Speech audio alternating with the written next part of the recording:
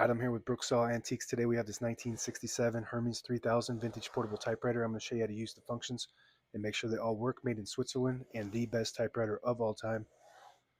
Also known as the Bentley of typewriters. The Hermes 3000 came in 3 generations. This is the 2nd generation, all metal shell.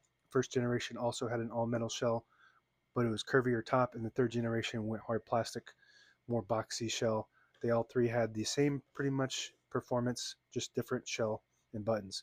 Up top is the adjustable paper guide. This helps you guide the page in straight. I'm going to line that up with the edge of the platen, which is the main roller that feeds the paper. And this does have a brand new platen installed from JJ Short. I installed it myself. I service this thing, and that's what I do for a living. And this is the paper support arm that flips up from the back. And this is the paper bale that sits on top. It's got 2 adjustable rollers, a scale, and the margin indicators in red. And to set the margins, you just put the cursor where you want it, flip this chrome switch. It sends the margin to that spot that you're at. If you want it closer to the edge, you hold the switch and push the margin to where you want it. Let it go. I want it right there on the edge. Very good. This is your carriage release.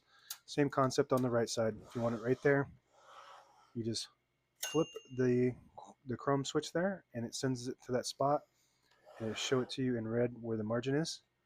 And if you want it closer to the edge, you hold the carriage release and the margin at the same time and slide it out to where you want it. Let it go. Very good.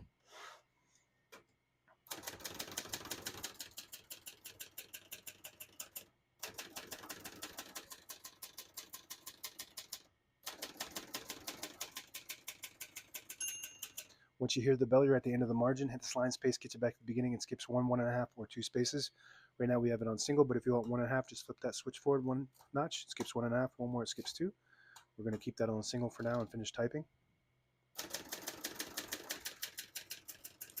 As you can see, all the keys type nice and none of them skip or stick. I'll type a sentence in red on the next line and switch from black to red. There's a switch on the right side.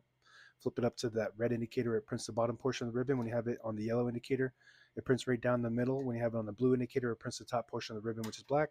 When you have it all the way down, it prints no ink at all. It just leaves a stencil for copying purposes. We're going to flip that up for red.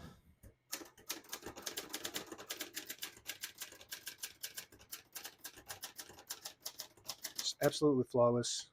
Just a joy to type on. I'm not a writer, but I just love typing on these. So can you imagine if a writer gets their hands on this, the inspiration of just wanting to type. And the print's always perfect on these. I don't think I've ever had to align these. Always just in alignment.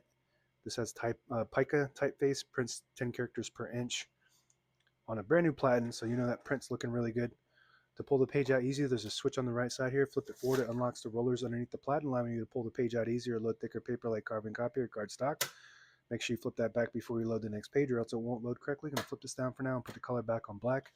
Shift on each side, a shift lock on the left. To clear that, just hit the shift button again. Backspace, very smooth.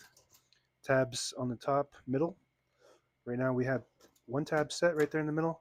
So I'm just going to hit the all clear to make sure I clear all the tabs if there's any more.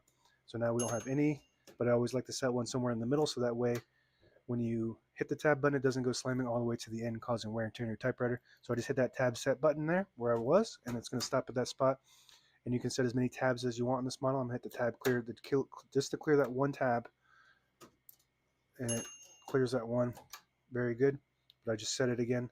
So all clear to clear all the tabs, tab clear for just a single tab. And this is your margin release. When you get to the end of the margin, there's a mechanism that blocks you from printing. Hit that margin release button. It does allow you to go all the way to the end. Very good. This is your touch control. The higher up you go, the more tension there is when you hit the keys. You do have to hit the keys harder for them to print, but they respond faster. The lower you go, the less tension. And you just want to play with that to gauge what your preference is as far as that goes. And the hood pops out from the back like this, hooks in from the front, all metal. All the brand new ribbon is loaded on the left side, so it's pulling to the right. If you want to switch that direction, the side you want it to go to, just flip that towards the middle. This is your ribbon guide.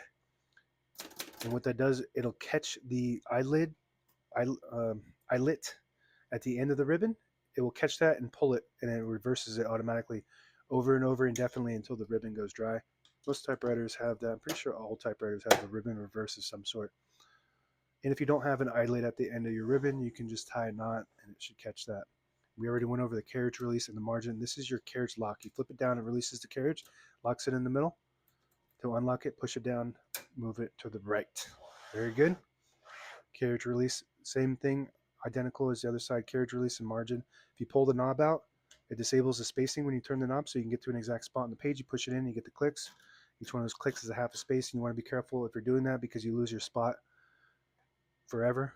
And if you flip this switch back, it does the same thing, disables the spacing when you turn the knob. Flip it forward and you get the clicks. And that's it. Now available on eBay or Etsy. Search Brooksaw Antiques.